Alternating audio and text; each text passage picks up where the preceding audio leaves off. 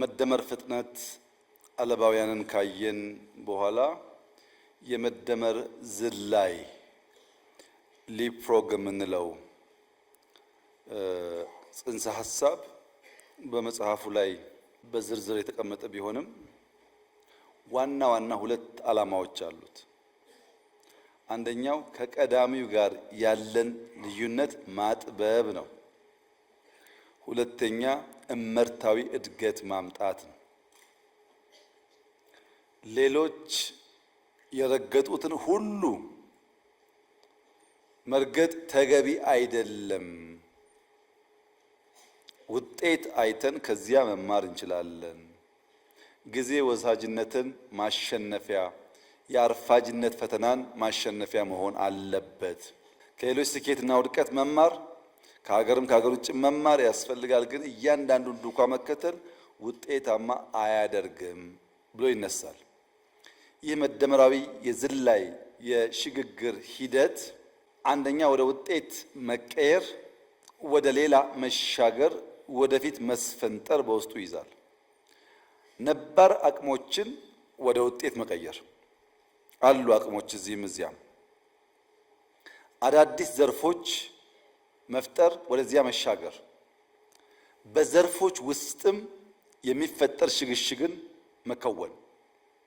አዳዲስ የመልማት አቅሞች ማውጣት፣ አዳዲስ የገበያ ዕድሎችን መፍጠር፣ ያለን አቅም ማዘመን፣ ወደ ዓለም መስፈንጠር፣ መዋቅራዊ ሽግግር ማረጋገጥ፣ ዕውቀት እንደ ምርት መጠቀም። ችግር፣ ፈተና ከውስጡ ሊፈለቀቅ የሚችል እድል ካለ ችግር ወደ እድል ወይም ወደ ኦፖርቹኒቲ መቀየር ነው። ለምሳሌ ኮሮና መጣ። አፍሪካ መሬት ላይ ይረፈረፋል፣ ያልቃል፣ ትጠፋላችሁ ተባለ። አናልቅም፣ ሟርት ነው።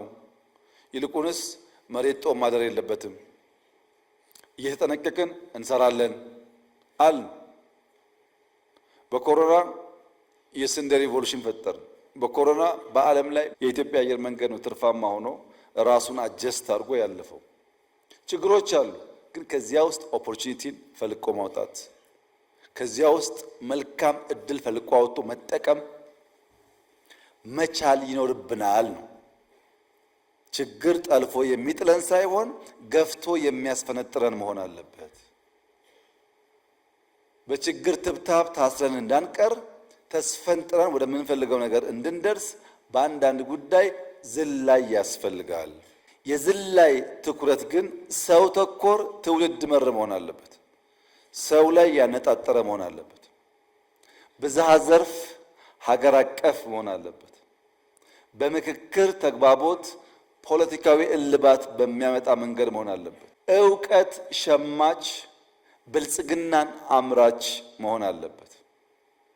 ቀደም ብዬ እንዳነሳሁት ዱካ መከተል ቀላል ቢሆንም ዳሩ ግን ከሚፈለገው ግብ አንጻር ባጠረ ጊዜ ለመድረስ አያስችልም። አንድ ሰው ከዚህ እስከ አዳማ በእግሩ ሲሄድ ያን ዱካ ተከትለን ብንሄድ እሱ የወሰደበትን ጊዜ ያክል ይወስድብናል። መኪና፣ ሳይክል፣ አቋራጭ ብንጠቀም ግን ባጠረ ጊዜ እናሳካዋለን። የእድገት መሰላሉን ደረጃ በደረጃ ለመውጣት መሞከር ሀብትና ጉልበት ያባክናል። ያስፈልጋል መሰላል፣ ግን እያንዳንዱን የላዳር ቼን መርገጥ የለብንም።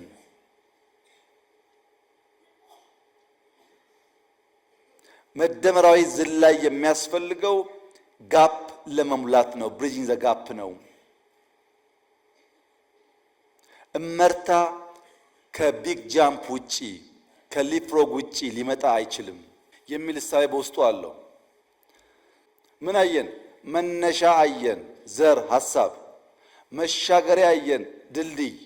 አሁንሳ መዳረሻው ምንድን ነው? ድልድይ ገንብተን የት ነው የምንደርሰው? ለምን ጥያቄ ሁለንተናዊ ብልጽግና ነው። ሁለንተናዊ ብልጽግና ምንድን ነው? ይህን ስዕል ያየ ሰው ይበቃዋል። ፈረሶች መጋለብ ያው ልማዳቸው ተፈጥሯቸው ነው። ግን መስኩን ተመልከቱት፣ የሚጋልቡበትን ለም መስክ፣ ፀሐይዋን ተመልከቱ፣ ከዋክብት ተመልከቱ። ዝላይ ብቻ ሳይሆን ፈንጠዝያ ተመልከቱ። መጋለብ ልማዳቸው ቢሆንም በለማ ኔቸር ቢዩቲ ኢምብሬስ በሚያደርግ ከኖርማል ግልቢያ ባሻገር ደስታ ያለበት አውድ ማለት ነው። ሁለንተናዊ ብልጽግና ማለት ገንዘብ ብቻ ሳይሆን ሁሉን ነገር በውስጡ ያሟላ ማለት ነው።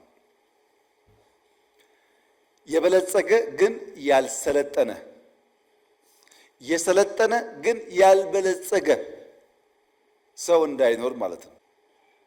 የሰለጠነ ግን ያልበለጸገ፣ የበለጸገ ግን ያልሰለጠነ ሚስማች ማጥበብ ማለት ነው። ሁሉን ነገር ያሟላ እንዲሆን ማድረግ። በአንድ ወቅት አንድ የውጭ ቀጣሪ አንድ በስራ ልምድ ያላቸው ሸምገል ያሉ ሰውዬ ይቀጥራል እና ሰውየው ዲቮትድ ናቸው። ጠዋት ኤርሊ ይገባሉ፣ ዘሆል ዴይ ስራ ይሰራሉ። ባህሪያቸው፣ ታዛዥነታቸው፣ ትህትናቸው ጥሩ ነው። ሰውየው ወዷቸዋል። ነገር ግን ወደ ሀገሩ ሲሄድ ኢሜል መጻፍ አይችሉም። ኮምፒውተር አያውቁም፣ ኢሜል አይጽፉም። ጥሩ ናቸው፣ ይሰራሉ፣ ግን ለሪፖርት አይመቹም። ኢሜል ስለማያውቁ ወጣት አወዳድሮ ይቀጥራል። እሳቸው ይሰራሉ፣ አንተ ደግሞ አግዛቸው ኢሜሉ ምናምን ብሎ ይቀጥረዋል። ይሄ ወጣቱ ልጅ ኢሜል 10 ደቂቃ ይፈጅበታል። እንግሊዝኛ ችግር የለበትም፣ ኮምፒውተር ችግር የለበትም። ጻፍ ካደረገ በኋላ ፌስቡክ ነው። እሳቸው ከውጭ ሲገቡ አይነሳም። ደሞዝ እየተከፈለው ታላቅ ሲመጣ የማይነሳ ስራ የማያከብር በስራ ሰዓት የግሉን ጨዋታ የሚጫወት እና ሰውየው ሲመጣ ሊግባቡ አልቻሉ። ሲጠይቃቸው ትህትና የለውም፣ ግብረ ገብነት የለውም፣ የስራ ኤቲክስ አያከብርም፣ ለታላቅ አይነሳም። 10 ደቂቃ ሰርቶ 10 ሰዓት ይቀልዳል፣ ቲክቶክ ያያል። ደሞዝ የሚከፈለውን በስራ አይተገብርም ይሉታል። ልጁስ ሰውየው በጣም ኋላ ቀር ናቸው።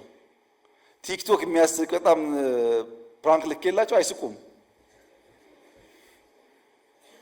እና ዝም ብሎ ሙድ የላቸውም። ስራ እየሰሩ መዝናናት አይችሉም። ካልቸር ዲፍረንስ ነው። እሳቸው የሚያስቡበት ቫልዩ አላቸው፣ እሱ የሚያስቡበት ቫልዩ አለ። ሁለንተናዊ ማለት ምንድን ነው? ትጋትና ዘመን የዋጀ ብቃት ደምሮ መያዝ ማለት ነው። ትጋትና ዘመን የዋጀ ብቃት ግን ካልቸር ደግሞ ያበላሸ መሆን የለበትም ማለት ነው። ግብረ ገብነት ያጠፋ መሆን የለበትም ማለት ነው። ሁለንተናዊ ብልጽግና ስንል ያንን በሙሉነት ማረጋገጥ ነው። አማዱስ ኢኮኖሚ ለሁሉም ከሁሉም በሁሉም ሲፈጸም ነው። ፖለቲካ አካታችና አሳታፊ ሲሆን፣ ማህበራዊ ትውልዳዊ ልማትን የተንተራሰና ያሰበ ሲሆን፣ አንድ ባንድ እንያቸው። ኢኮኖሚው መዋቅራዊና ሰው ወለድ ጭቆና ይወገድ ነው ያልነው። በእኛ ስርዓት ውስጥ ሲስተሚክ ጭቆና አይኖር። የሲቪክ ባህል መጎልበት አለበት። ክልሎች ኢምፓወር ይደረጉ። የነገዋን ሀገር ዛሬ እንስራ። እውቀት ቴክኖሎጂን ኢምብሬስ እናድርግ። እሳቤው ይሄ ነው። አሁን ተቃርኖዎች አሉ። ለመልማት ማ ከለከለህ? ኦሮሚያ እኮ በእርሻ በጣም ተሻሽሏል። ማን ከለከለህ እንዳታርስ? መሬት የለህም፣ ውሃ የለህም። አዲስ አበባ ኮሪደር እኮ ሪቨር ሳይድ ተአምር ነው። ማን ከለከለ? ሪቨር የለህም አንተ ጋር። ዩ ሃቭ ቱ አስክ ዩርሰልፍ ማን ከለከለ? ኢምፓወርድ ነህ። ክልል ላይ እንደፈለክ እንድትሰራ ኢምፓወርድ ነህ። በቀና መንገድ ተወዳድረን ያለን ለማውጣት ነው የምንሰራው። ግን ፖሊሲው፣ አሰራሩ፣ ስልጠናው አንድ ነው። ልምዱ አንድ ነው። ለምሳሌ ከተማ ላይ ሰምታችሁ ሊሆን ይችላል። የከተማ ሀሳቤ ሲነሳ በኢትዮጵያ ያሉ ከተሞች ከንቲቦች እኔ ቢሮ መጥተው ከተማ እንዴት እንደሚሰራ እንዴት እንደሚመራ ገለጻ አቅርቤላቸው አሳቢ ሰጥቻቸው ሄደው ከሆነ ጊዜ በኋላ አዲስ አበባ ደግሞ ስራ ሲጀምር ኮሪደር መጥተው ስንጀምር ጎብኝተው ከዛ ደግሞ የመጀመሪያው ኮሪደር ሲያልቅ ተጠርተው መጥተው እንዴት እንደተሰራ አይተው ነው ሄዱት። ማን ተማረ አላቅም። የምንጠብቀው ነገር ሁለንተናዊ ብልጽግና የምናስብ ከሆነ ለሁሉም ያስፈልጋል፣ ግን ከሁሉም ያስፈልጋል። መፍጠር ለሁላችንም የተፈቀደ ስለሆነ አትልማ የሚል ነገር ካለ ያኔ ጥያቄ ይነሳል። አቁም እኛ ሳንሰራ እንዳትሰራ የሚል ነገር ካለ ችግር ነው። ኢኳል ኦፖርቹኒቲ ባለበት ቦታ ላይ ግን ፈጥረህ ከባቢ መቀየር የሁላችን ስራ መሆን አለበት እንጂ አንዱ አንዱን ጠብቆ አይሆንም። መነሻ ሐሳብ፣ መሻገሪያ ድልድይ፣ መዳረሻ ብልጽግና ካልን በኋላ ተሻጋሪው ማን ነው? ማንም የሚሻገረው? የሚሻገረው ትውልድ ነው፣ አንተ አይደለህም። ብልጽግናን የሚያጣጥመው ትውልድ ነው። ባለቤት እንዳለው ያንተ ሚናና ስራ ምን እንደሆነ ካወቅ እናሳካዋለን። ከተቀላቀለ ግን አናሳካውም። ትውልድ ስንል አንደኛ ኢትዮጵያ ምን ትምሰል? ቢኮዝ የኢትዮጵያ መልክና ምሳሌ አከራካሪ አጨቃጫቂ ስለሆነ ብዙ ሐሳቦች የኢትዮጵያን ምስል በራሳቸው መንገድ ስለሚቀርጹ እና ግራ ስለሚያጋቡ ትውልዱ ኢትዮጵያ ምን አይነት መልክና ቅርጽ ይኑራት የሚለውን ጥያቄ ያነሳል። ሁለተኛ መንግስትስ ምን ይምሰል? የመንግስት አስተዳደር ስርዓት ምን ቢሆን ነው ህዝቦች በሰላም በጋራ በትብብር መኖር መበልጸግ የሚችሉት? ሶስተኛ ትውልዱ ራሱ ምን ይምሰል? ልንገነባ የምንፈልገው ትውልድ ምን አይነት ነው? እየፈጠርን ያለነው ትውልድ ግለሰባዊ፣ ማህበረሰባዊ፣ ሀገራዊ፣ አህጉራዊ፣ ሉላዊ ማንነቱ ምን ይመስላል? እነዚህን ጥያቄዎች መመለስ ግድ ይላል። የመጀመሪያው እዚህ ባለን ሰዎች የተሟላ ግንዛቤ ሊያዝበት የሚገባው ነገር ኢትዮጵያ ህብረ ብሔራዊ አንድነት ያለባት ሀገር ካልሆነች በቀር ሰላማዊና ልማታዊ ጉዞ ማድረግ አይቻልም። ህብረ ብሔራዊ አንድነት ያለበት ሲባል አንደኛ አስተዳደሩ እውነተኛ ፌዴራሊዝም የሚተገብር መሆን አለበት። እያንዳንዱ ክልል በህግ በተሰጠው ስልጣን ለሰላም፣ ለልማት፣ ለብልጽግና ካለ ጣልቃ ገብነት የሚተጋ መሆን አለበት። ምን እስኪሆን? የኢትዮጵያን ኤግዚስተንስ ጥያቄ እስከሚያነሳ ድረስ። ሁለተኛ ቋንቋ ብዝሃ ልሳን የሚያስተናግድ መሆን አለበት። መልታይ ቋንቋ ተናጋሪዎች ባሉበት ሀገር ውስጥ እነዛን ኤምብሬስ ማድረግ ካልቻል በጋራ መቀጠል ያስቸግራል። ሁለት ሶስት ቋንቋ መልመድ ጠቀሜታውን ቅድም አንስቼላችኋል። ሶስተኛ ማንነቶች ብዝሃ ማንነት የሚያቅፍ መሆን አለበት። ስለዚህ ህብረ ብሔራዊነት ስንል አስተዳደሩ፣ ቋንቋው፣ ማንነቱ ኢንክሉሲቭ መሆን አለበት ነው። የወንድማማችነት እሴት ሲባልስ ሌላውን እንደራሱ የሚመለከት ብሔርና ሀገራዊ ብሔርተኝነትን ማስታረቅ የሚችል እኔ ኦሮሞ ነኝ፣ ምንም ችግር የለውም። ኦሮሞነቴ ኢትዮጵያዊ መሆኔን የሚያሰቃየኝ መሆን የለበትም። እኔ ሰው ነኝ፣ እኔ አብይ ነኝ፣ እኔ ወንድ ነኝ። እነዚህ ማንነቶችን አስታርቄ መጓዝ የሚችል መሆን መቻል ይኖርብኛል። አንደኛው ገዝፎ ሌላውን በማኮስመን አብሮ መኖርን የሚያጠፋ እንዳይሆን መጠበቅ ያስፈልጋል። ሶስተኛው የሲቪክ ባህል ይጎልበት ሲባል በስምምነት በመግባባት የጋራ አስታራቂ ተቋማት እና ህጎች መፍጠር ያስፈልጋል። ለዚህ ነው ህገ መንግስቱን እኛ ስልጣን ስላለን አንቀደውም፣ ተወያይተን ህዝብ አወያይተን የህዝብ ግብአት ወስደን ዘላቂ የሆነ ነገር ለመስራት ጊዜ ቢወስድም እንድከም ያለው አሳታፊ መሆን ስላለበት። ቀጠናዊ ትስስር ላይ ከሁሉም ጎረቤቶች በሰላም አብሮ ማደግን ታሳቢ ያደረገ በጋራ ለማደግ ጥረት የሚያደርግ በንግድ በኢኮኖሚ የሚተሳሰር መሆን አለበት። ይሄ ማለት ናሽናል ኢንተረስት ኮምፕሮማይዝ የሚያደርግ መሆን የለበትም። ሶስት የግንባታ መሪዎች አሉት ትውልዱ። መደመር አፍርሶ የመጀመር የፖለቲካ ባህል ለኢትዮጵያ አይጠቅምም፣ መቆም አለበት ብሎ ያምናል። ስለዚህም ማስተካከል፣ ያለፉ ስህተቶች የሚያርም የሚያርቅ፣ ማስፋት፣ የቀደሙ ድሎች ጠብቆ የሚያሰፋ፣ ማበርከት፣ ለዛሬና መጪው ትውልድ ጥቅምና ፍላጎት የሚሰራ ሐሳብና ተቋም፣ ሀብት፣ ወረት ማንበር ማቆየት ያስፈልጋል። በምን ስትራቴጂ ነው የምንገነባው ያላችሁ እንደሆነ አንደኛው በጎ ፈቃድ፣ ማገልገል፣ መስጠት፣ መሰጠትን ልምምዱ ባህሉ ያደረገ መሆን አለበት። በጃፓን ሀገር ጽዳት አስቸገራቸው ይባላል እና መንግስት ልጆች ከትምህርት ሰዓት ውጪ አካባቢያቸውን እንዲያጸዱ ያስገድዳል። ልጆች ካጸዱ በኋላ እየተለመደ ሲሄድ ወላጆች ሶፍት ሲጥሉ ልጆች አንሺው አንሳው ይላሉ። ቢኮዝ እነሱ ስለሚያጸዱት ጠባቂ ሆኑ። በዛ መንገድ ባህል ተፈጥሮ አሁን ጃፓን ቆሻሻም ማየት ብርቅ ነው፣ ጩኸትም ብርቅ ነው። እዛ እንደዚህ ውከት የለም። ሰው በሰላም ካመመው መተኛት ይችላል፣ ከደከመው ማረፍ ይችላል። እዚህ አይቻልም። ያን የሚቀይር ትውልድ ያስፈልጋል። ሁለተኛ ዲጂታል አርበኝነት። ዲጂታልን ኤምብሬስ ካላደረገ መጪው ዘመን መዋጀት አስቸጋሪ፣ አታካች፣ አደገኛ ስለሚሆን ቴክኖሎጂን ኤምብሬስ የሚያደርግ መሆን አለበት። 5 ሚሊዮን ኮደርስ ያልነው ለዛ ነው። 5 ሚሊዮን ኮድ የሚጽፉ ልጆች ካሉ ቴክኖሎጂ መሸከም ይችላሉ። ቢኮዝ ከ5% ያላነሰ ሰው ኮድ የሚጽፋለን ማለት ነው። አሁንም ኢንቨስት የምናደርገው 5 ሚሊዮን ኮደርስ ለነገው አስተማማኝ ፋውንዴሽን ይሆናል። ሶስተኛው የትምህርት ተሐድሶ ኦል ኢንቴሊጀንስስ የሚያነቃቃ መሆን አለበት። እኛ እየመራ ያለን ሰዎች ከሁሉ በላይ ኢሞሽናል ኢንቴሊጀንሳችን ያደገ መሆን አለበት።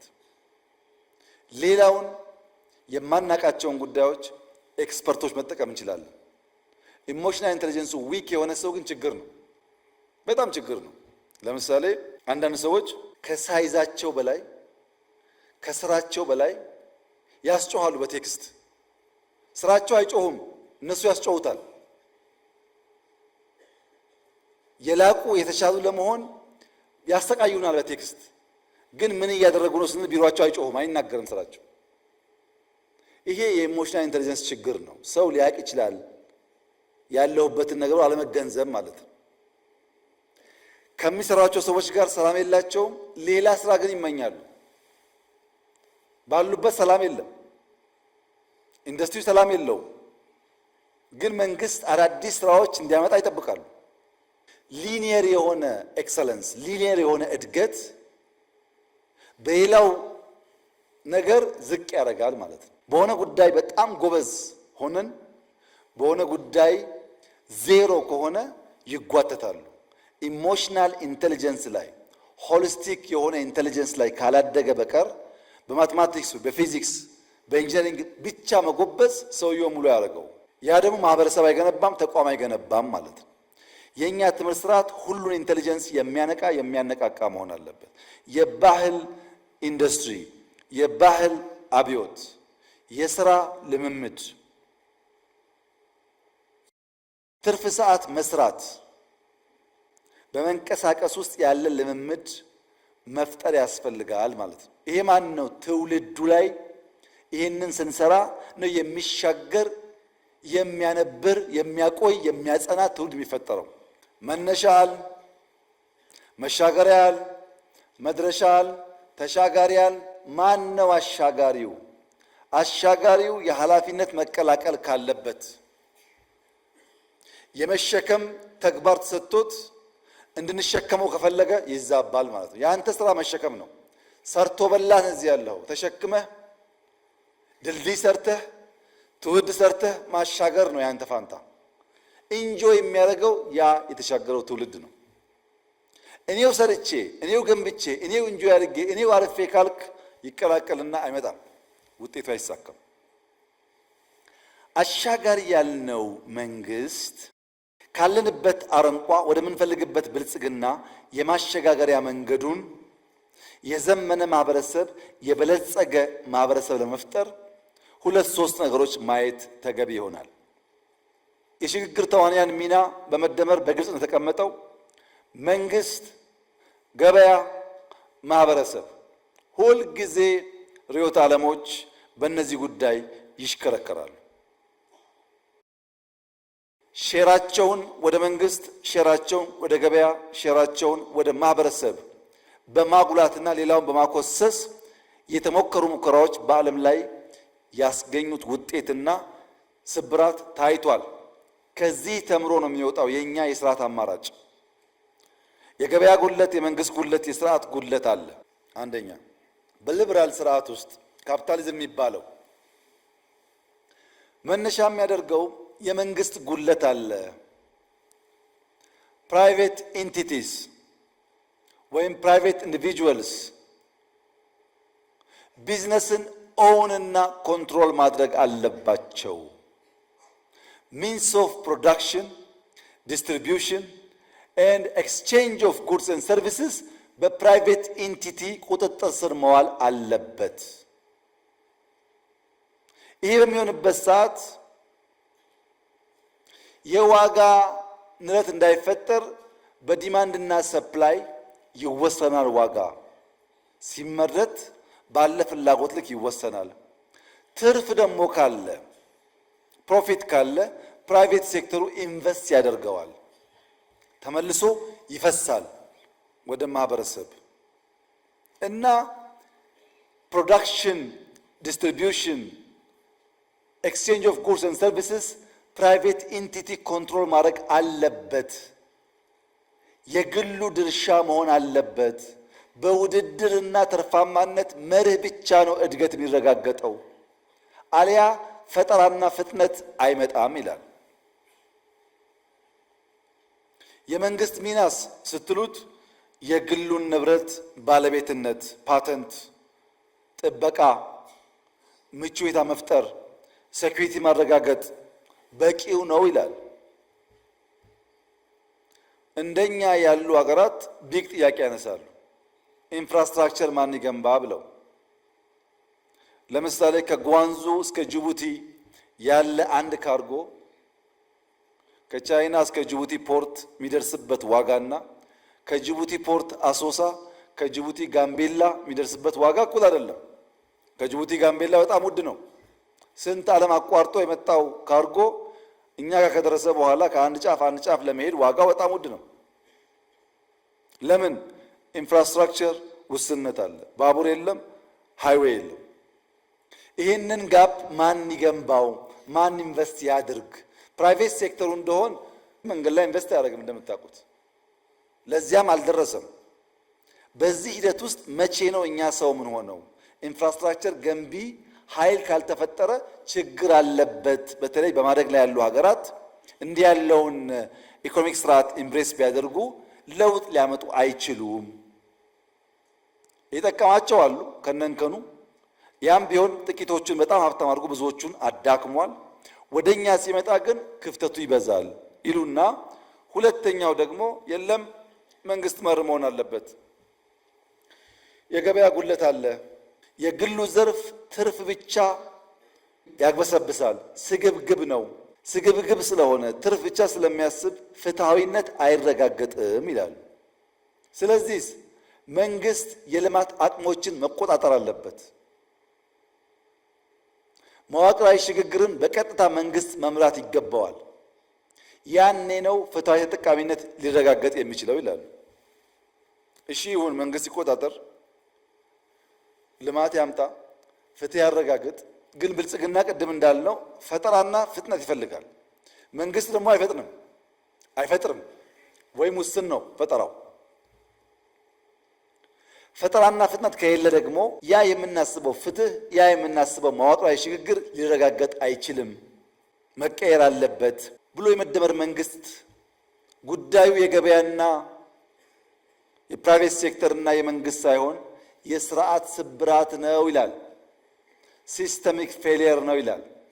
ለምሳሌ አብዮታዊ ዴሞክራሲ ተራማጅ የፖለቲካ ልሂቃንና የኢኮኖሚ ልሂቃንን በእኩል ዓይን አያይም። ተራማጅ የፖለቲካ ልሂቃን ለህዝብ አሳቢ፣ ተቆርቋሪ፣ ራሳቸውን እንደ ሻማ አቅልጠው ለህዝብ የሚተጉ ናቸው ይልና ሬንት ሲኪንግ ሲባል ፕራይቬት ሴክተር ነው ይላል። ግን አይታችኋል፣ እነዛ ተራማጅ አብዮታውያን ልሂቃን ዘራፊ ሆነው እነሱ ሀብታም ሆነው እንዴት የፕራይቬት ሴክተር እንዳቆረቆዙ አይተናል በተግባር። ያ የተዛባ ምልከታ እነዛን ተራማጅ የፖለቲካ ልሂቃን ንጹህ ብፁዕ አድርጎ የማሰብና የኢኮኖሚ ልሂቃን ደግሞ የሬንት ሲኪንግ ምንጭ ናቸው ብሎ ማሰብ ኢትዮጵያ ውስጥ ተሞክሮ አከሰረ።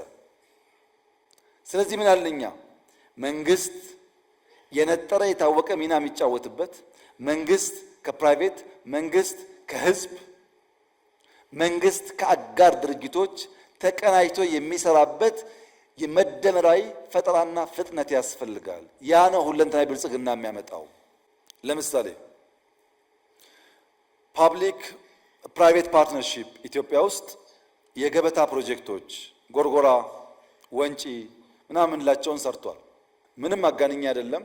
እስካሁን በዞርኩበት ዓለም ጎርጎራን የሚያክል ጥራትም ግዝፈትም ያለው ሪዞርት አይቻላል። ለምሳሌ ይሄን የማያምን ሰው ጎርጎራ ብቻ ነው መሄድ ያለበት፣ ከዛ ይገባዋል። ግን የሰራው ፓብሊክ ፕራይቬት ፓርትነርሺፕ ነው። ፕራይቬትም አይደለም ፓብሊክም አይደለም። ትብብሩ ያዋጣል ማለት ነው። ወንጪ ባለፉት 3 ወራት 3 ወር ብቻ 10,000 የሳውዲ ሰዎች ወንጪ ጎብኝተዋል። 10,000 ሳውዲ ብቻ። ቦታ የለም፣ አልጋዋ ትንሽ ናት፣ ድንኳን እያሰሩ ማለት ነው። ቢበዛ አስቡት ምን እንደሚያመጣ። ወንጪ 10,000 ሳውዲ የሳበው የተሰራው ፓብሊክ ፕራይቬት ፓርትነርሺፕ ነው። ያዋጣል ማለት ነው ይሄ ትብብር። ሁለተኛ በመንግስትና በህዝብ ያለ ትብብር። ለምሳሌ አረንጓዴ አሻራ ብዙ ጊዜ ብየዋለሁ። 48 ቢሊዮን ዶላር ህዝብና መንግስት ባይተባበሩ ይቻል ነበር? ፕራይቬት ሴክተር ያደርገዋል? ይሄን መንግስት ብቻውን ያደርገዋል? አንችልም። መንግስትና ህዝብ ለጋራ ዓላማ አብረው ሲቆሙ አሳኩት።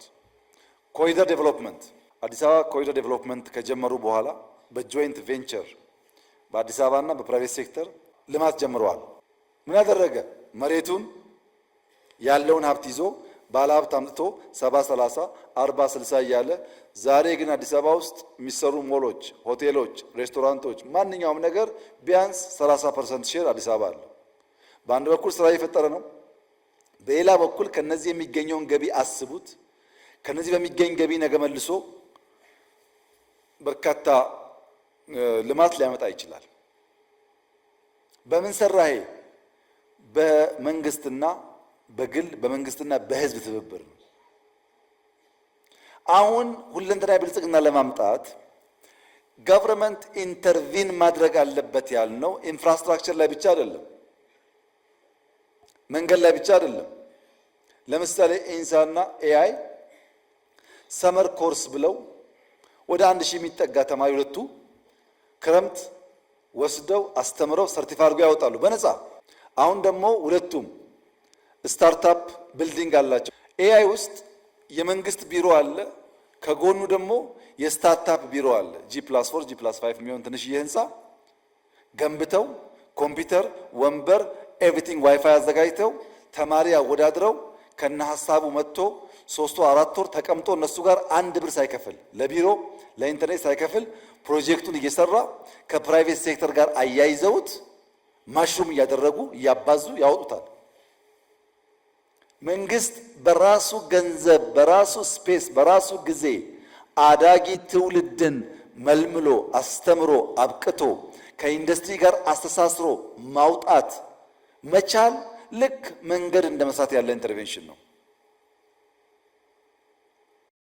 እንዲህ ያለውን ሁለንተናዊ ብልጽግና ሊያረጋግጥ የሚችል መደመራዊ ፈጠራና ፍጥነት እናረጋግጥ ነው። የስታርታፕ ኮንሰፕት በጣም ከፍ ያለ ሀሳብ ነው።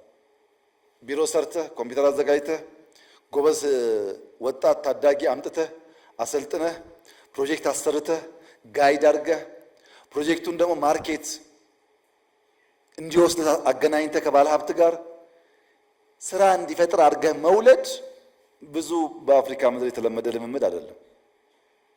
እንዲህ ያለውን ነገር በመስራት ነው ሲስተሚክ ፌለር የምንሞላው እንጂ ሀብታሙን ሬንት ሲከር ነህ እያል ሰጪ ነው እንጂ ተቀባዩን ብፁዕ እያደረግን ተቀባዩን ሳነካ ሰጪውን ደግሞ ሬንት ሲከር ብለን የምናመጣው ልማት የተሟላ ብልጽግናን አያረጋግጥም።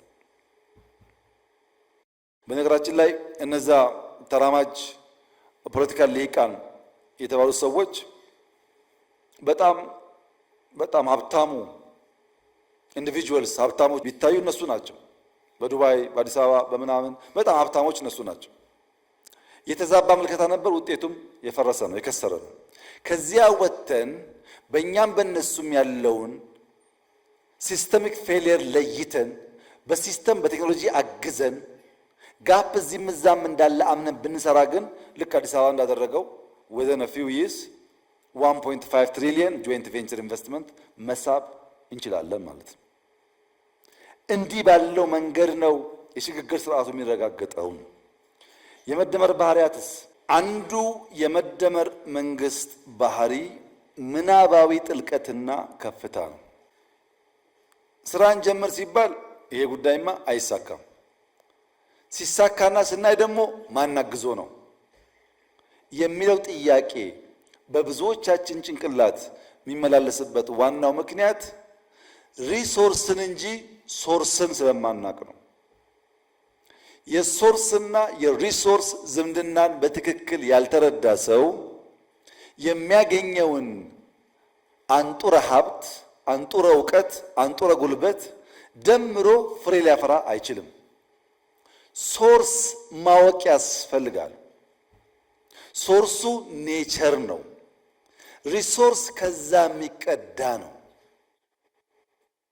ሂውመን ሪሶርስ ሲባል የሂውመን ባለቤቱ ሶርሱ ኔቸር ነው። ማይኒንግ ሲባል ሶርሱ ኔቸር ነው። ማይኒንግ ከሶርስ የተቀዳ ሪሶርስ ነው።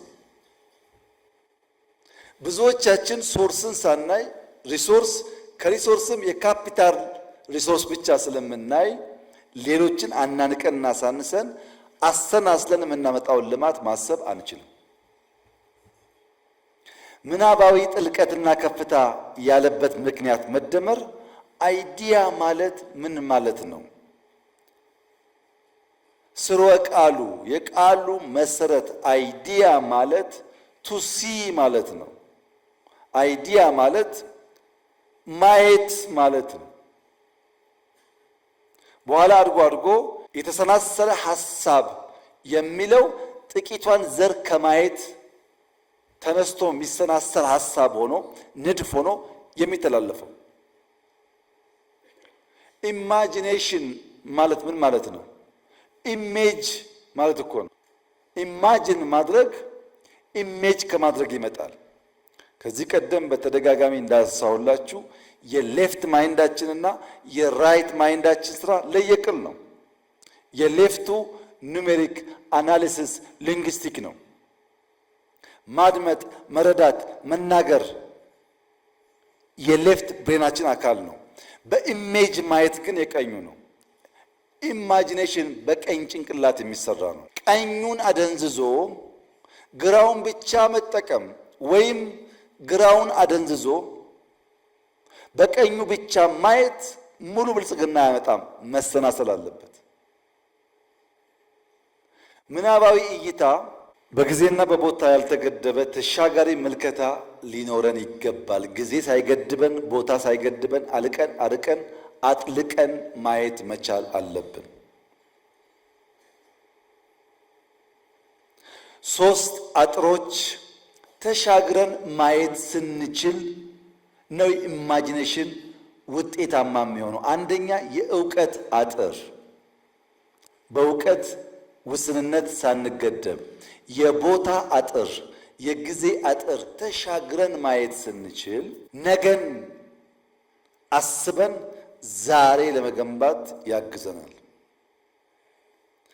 በጊዜ ክፍልፋይ ውስጥ ተጨባጩ ዛሬ ነው።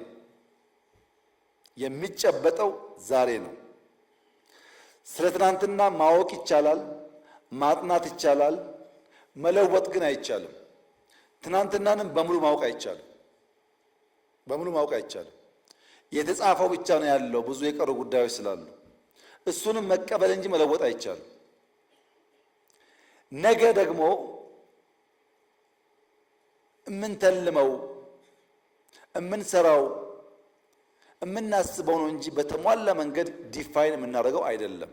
ነገ አንኖን ስለሆነ በጊዜ ሽርፍራፊ ውስጥ የሚጨበጥ የሚዳሰስ የኔና የናንተ የሆነው አሁንና ዛሬ ነው። እሱም መጠቀም ስንችል ነው የተሻለ ነገ ልጆቻችን ሊኖራቸው የሚችለው። የጥልቀት ከፍታ፣ የማሰናሰል ከፍታ፣ ከችግር ባሻገር የመሆን ከፍታ ያስፈልጋል ማለት ነው። ሁለተኛው የማድረግ ፍላጎትና አቅም ነው። እውነታውን የተረዳ ለእውነት የሚጎዳ አመራር ያስፈልጋል። በትጋት የሚሰራ በአርአያነት የሚመራ። ትጋት ከቦታ ቦታ ይለያያል፣ ምንም ጥርጥር የለውም። አንዳንዶች እንዳንበሳ የሚተጉ አሉ፣ ስለሰሩም ውጤት አይተናል። በዛው ልክ ደግሞ የማይተጉ አሉ። ጀምሮ የሚፈጽም አልሞ የሚጨብጥ መሆን አለበት ባህሪያቱ። እንደ መንግስት የመደመር መንግስት ካሉት ባህሪያት አንዱ በአራቱ አይ የሚነሳው የመጀመሪያው አይ ኢንትረስት ነው። ለብልጽግና ለማደግ ለመለወጥ ፍላጎት አለ ወይ? ሁለተኛ ፍላጎት የወለደው አይዲያ አለ ወይ? አይዲያውን ከግለሰብ ወደ ማህበረሰብ ከአንድ ሰው ወደ ተቋም የመለወጥ ኢንስቲቱሽናላይዝ የማድረግ ጅማሮና ስራዎች አሉ ወይ? ተቋም ኢምፕሊመንት ያደርጋል ወይ? ኢንትረስት፣ አይዲያ፣ ኢንስቲቱሽን፣ ኢምፕሊሜንቴሽን አራቱን አይ ሲሟላ ፍላጎትና አቅም ወደሚጨበጥ ነገር ይቀየራሉ ማለት ነው። ተስፋ ማጣት ፍላጎትን ይገለዋል። አቅም የቱንም ያህል ቢገዝፍ ፍላጎት ከሌለበት ትርጉም የለውም። ተስፋ በማድረግ ፍላጎት መጨመር፣ ፍላጎት በመጨመር የማድረግ አቅም ማሳደግ ያስፈልጋል። የተያያዙ ጉዳዮች ናቸው። ፍላጎት ለመኖር ለመዝለቅ ለመቀጠል ሁላ የሚያስፈልገን ነገር ነው። በ1950ዎቹ ሳይንቲስቶች አንድ ምርምር አካሂደው ነበር። አይጦች ላይ በርከት ያሉ አይጦች ወስደው ኤክስፐሪመንት ሰሩ። አይጦችን በውሃ የተሞላ ገንዳ ውስጥ ጨመሯቸው። እነዛ አይጦች ለ15 ደቂቃ ብቅ ጥልቅ እያሉ ራሳቸውን ለማዳን ሙከራ አደረጉ። ከ15 ደቂቃ በኋላ መውጣት አንችልም፣ የመዳን ተስፋው የመነመነ ነው ብለው ያን ኤፈርት አቋርጠው ወደ ውሃው መስጠም መግባት ጀመሩ። ብቅ ጥልቁ እየቀረ መስመጥ ጀመሩ። ያኔ ሳይንቲስቶች ተስፋ እንደቆረጡ አውቀው አይጦቹን አወጧቸው። ከተወሰነ ጊዜ ቆይታ በኋላ ሁለተኛ ጊዜ በመሰል ገንዳ ውስጥ አስገቧቸው። እነዛ 15 ደቂቃ ሞክረው ተስፋ ቆርጠው የተው አይጦች በሁለተኛው ሙከራ 60 ሰዓታት እየወጡ እየገቡ ራሳቸውን ለማዳን ሙከራ አደረጉ። ስንት እጥፍ? 240 እጥፍ ቀድሞ ከነበረው ሙከራ ሞከሩ። ለምን? ባለፈው ሞክረው ስለዳኑ መዳን ይቻል ይሆናል ብለው ስላመኑ ከ15 ደቂቃ ወደ 60 ሰዓት አሳደጉት። ለምን? ተስፋ ስለያዙ። ይሄ ሳይንሳዊ ሙከራ ነው፣ ኤክስፐሪመንት ነው። ተስፋ ያለው ሰው፣ የሚሞክር ሰው፣ የሚተጋ ሰው፣ ነገን አርቆ የሚያይ ሰው የላቀ ውጤት ሊያመጣ ይቻለዋል። ያ ደግሞ እንዲሆን ተላማጅነትና ተለማጭነት ያስፈልጋል። አዳፕታቢሊቲ እና ፍሌክሲቢሊቲ ያስፈልጋል። ተመልከቷችን እስስት የምትባለው ማለት ነው። እዚህ ጋር የዚህኛውን ከለር ይዛለች፣ እዚህ ጋር የዚህኛውን ከለር ይዛለች። ራሷን አዳፕት አድርጋ ሰርቫይቭ ለማድረግ ከጥቃት ለመታደግ ሞክራለች። ይሄ የሚሰራባቸው ጊዜዎች አሉ። ፕራግማቲስት መሆን ያስፈልጋል። ፕሮግረሲቭ መሆንም ያስፈልጋል። ፕራዮሪታይዝ ማድረግም ያስፈልጋል። እዚህ ጋር ፕራግማቲክ ሆና አዳፕት ማድረጓ ጥሩ ቢሆንም አስፈላጊ በሚሆንበት ቦታ ደግሞ ፕሮግረሲቭ ሆና መዝለል ይጠበቅባታል። ይሄኛውን ደግሞ እንመልከት። የአሳው ጃር ይሄ ነው። ብዙ አሳ በትንሽ ጃር ውስጥ በትንሽ ውሃ ውስጥ አሉ። ይሄኛው አሳ ግን ወሰነ። ከፊት ለፊቴ ይሄን የሚያክል ጃርና ውሃ እያለ ዝም ብዬ አልቀመጥም ብሎ ከዚህ ዘሎ ለመግባት ሞከረ። ይሄ ሙከራ አደጋ አለው። ሞት፣ አለመከናወን፣ አለመሳካት ሊያስከትል ይችላል። እብድ ያስብላል። ጊዜያዊ ህመም ሊያስከትል ይችላል። ዘላቂውን ግብ አተኩሮ የማይነሳ ማንኛውም ሰው ሹክሹክታውን፣ ወሬውን፣ ሐሜቱን ከሰማ የሰላ ትጋት የማያደርግ ከሆነ በጩኸት የሚሸበር ከሆነ ይሄን አይሞክርም። ይሄ ሪስክ አለው። አልፎ አልፎ አዳፕታቢሊቲ ብቻ ሳይሆን ፕሮግረሲቭ መሆንም ያስፈልጋል። ሊፕ ማድረግ ያስፈልጋል። ይሄ አይነት ሙከራ ግን ሪስክ አልባ፣ ውድቀት አልባ፣ ጩኸት አልባ መሆን አይችልም። ከተለመደው ልምምድ ባሻገር ስለሆነ ጩኸቶች ይኖራሉ። ያን ለመሻገር የፈቀደ መሆን አለበት። የሽግግር ትስስር በመደመር መንግስት ውስጥ ሶስት ጉዳዮች ላይ ያጠነጥናል። አንደኛው መንደርደሪያ፣ ሁለተኛው መሻገሪያ፣ ሶስተኛው መስፈንጠሪያ ነው። መንደርደሪያው አቅምን ከችግር ማላቀቅ ነው። ችግርን ከአቅም ከእድል ማላቀቅ መንደርደሪያ ነው። መሸጋገሪያው መደላድል መሰረት መጣል ነው። መስፈንጠሪያው ማሳለጥና ማሳሰር ነው። ሰሞኑን ያያቸዋቸውን ሰብጀክቶች አንድ በአንድ ስናይ ከተማና ግብርና መንደርደሪያ ናቸው። አቅምን ከችግር ማላቀቂያ ናቸው። ቱሪዝምና ማዕድን መሸጋገሪያ ናቸው። መደላድል የሚፈጥሩ መሰረት የሚጥሉ ናቸው። ኢንዱስትሪ መስፈንጠሪያ ነው። ዲጂታል የሚያስተሳስር ነው። በጉብኝታችሁ ግብርና አይታችኋል፣ ከተማ አይታችኋል፣ በተወሰነ ቱሪዝም አይታችኋል፣ ኢንዱስትሪ አይታችኋል፣ ዲጂታል አይታችኋል። ለምን? መንደርደሪያ፣ መሻገሪያ፣ መስፈንጠሪያ፣ ማስተሳሰሪያ ሴክተሮቻችንን በድምር መገንዘብ እንድትችሉ ነው። አንድ በአንድ እንይ። ግብርና አንደኛ በአዲስ እይታ መምራት፣ የአመራሩን ሙሉ እገዛ መስጠት፣ የግሉን ዘርፍ ማሳተፍ፣ ማህበረሰቡን ባለቤት አድርጎ የስራው አካል ማድረግ ያስፈልጋል። ለምን?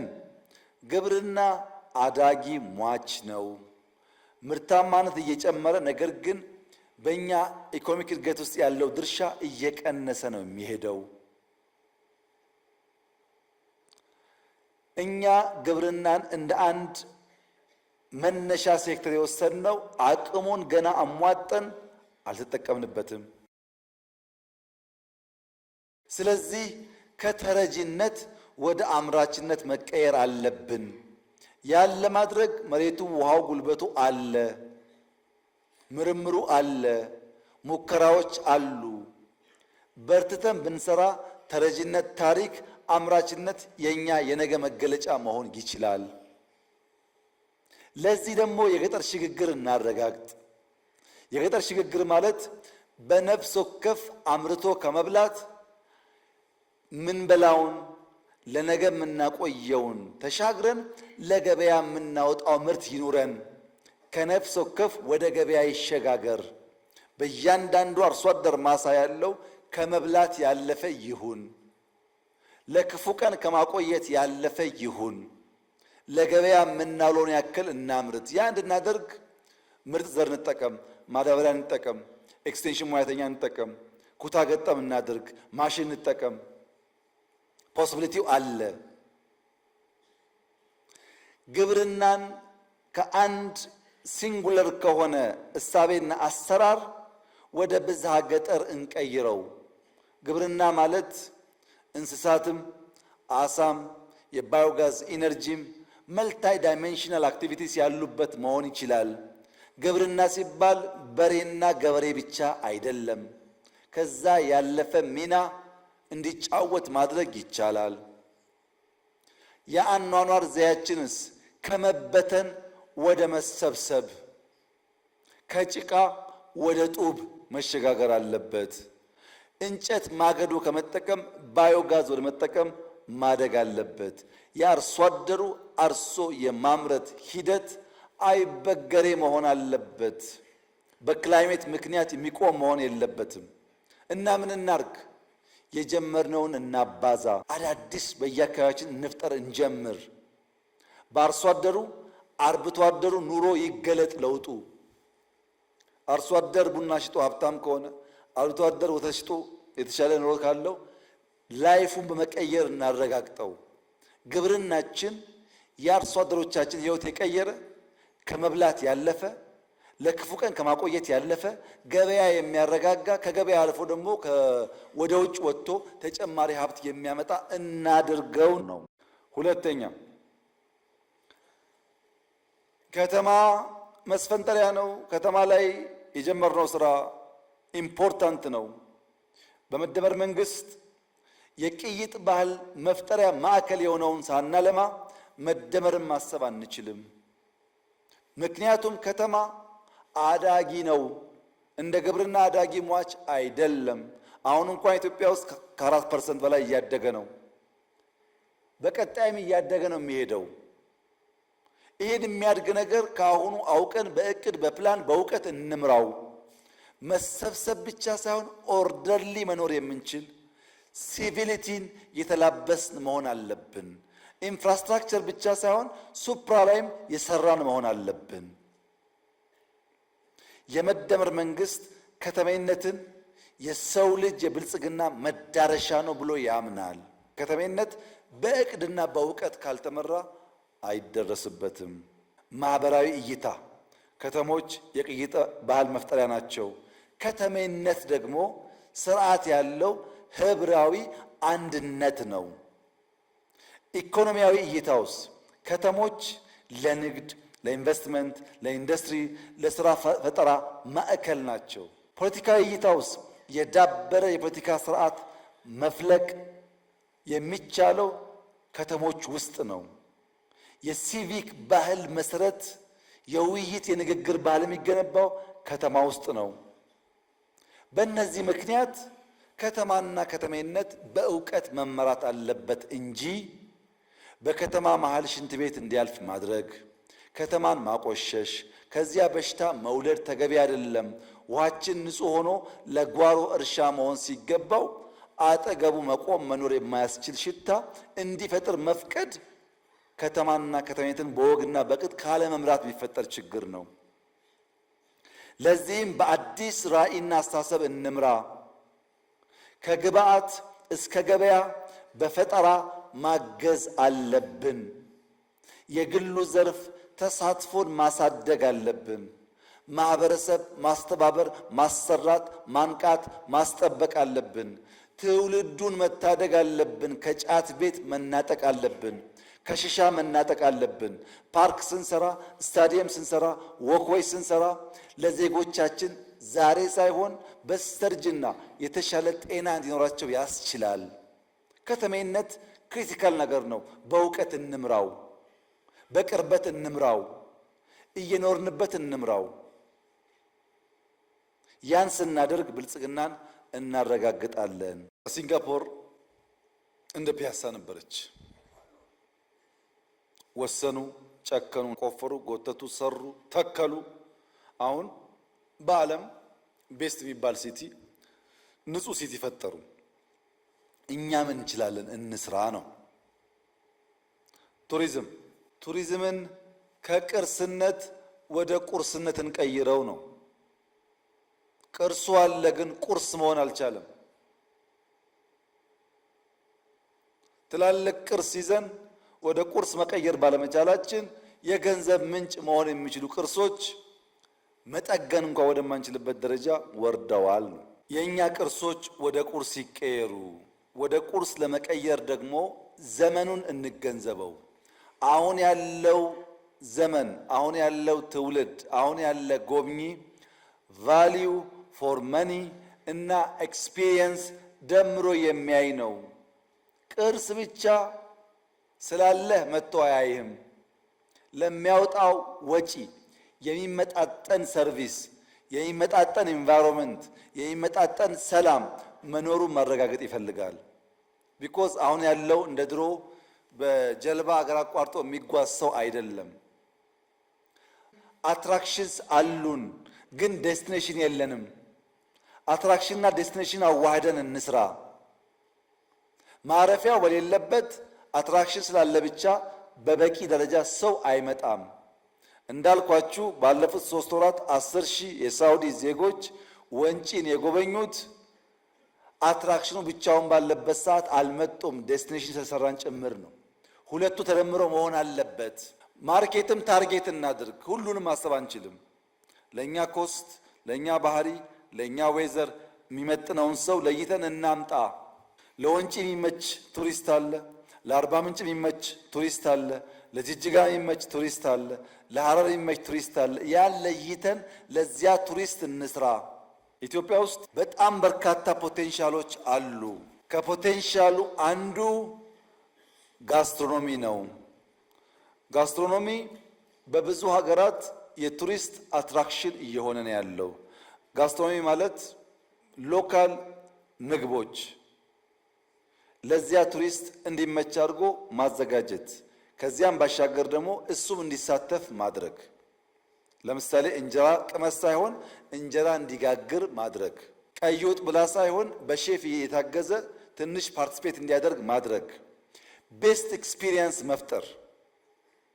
ሰው አርባ ምንጭ ሄዶ በጣም በርካታ ሎካል ምግቦች አሉ። ሰርተን ስንሰራ እያሳየን በኦፕን ኪችን እንዲሳተፍ እያደረግን ቱሪስቱ እንዲበላ ብናደርገው አርባ ምንጭን ብቻ ሳይሆን ምግቡንም አይረሳውም። ጋስትሮኖሚ ማለት እሱ ነው። ጨንቻ አካባቢ ያለን ሸማ ከምናለብሰው ሸማ ሲሸመን ስራ ሞክር ብለን እንዲሰራ እያደረግነው ልብስ እንዴት እንደሚሰራም ብናሳየው ያ በራሱ ትልቅ የቱሪስት አትራክሽን መሆን ይችላል። ፋሽን ታይቶ የማይጠገብ ፋሽን ነው ኢትዮጵያ ውስጥ ያለው። ዋይልድ ላይፎች በጣም ብዙ ቦታ አሉ። አጥረን ብንጠብቃቸው በጣም ብዙ መጠበቅ የሚችሉ ቱሪስት መሳብ የሚችሉ አሉ። አልጠበቅናቸውም። አድቬንቸርስ አሉ፣ ሩጫ አለን፣ የሃይማኖት በዓላት አሉ። አሁን ለምሳሌ መስቀልን ብትወስዱ መስቀል አደባባይ የሚደረገው የመስቀል ፕሮግራም ብዙ ሀገር እኮ እንደዛ የለም። በጣም የሚያጓጓ ነገር ነው። እስላም፣ ክርስቲያን፣ አማኝ፣ አላማኝ ሁሉም ሰው ቢያየው ዘሆል ስርዓቱ በጣም የሚስብ ነው።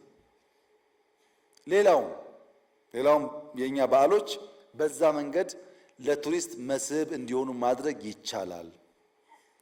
ነገር ግን ለቱሪስት ሳቢ ለማድረግ ለሁሉ ነገር ስቶሪ ያስፈልጋል።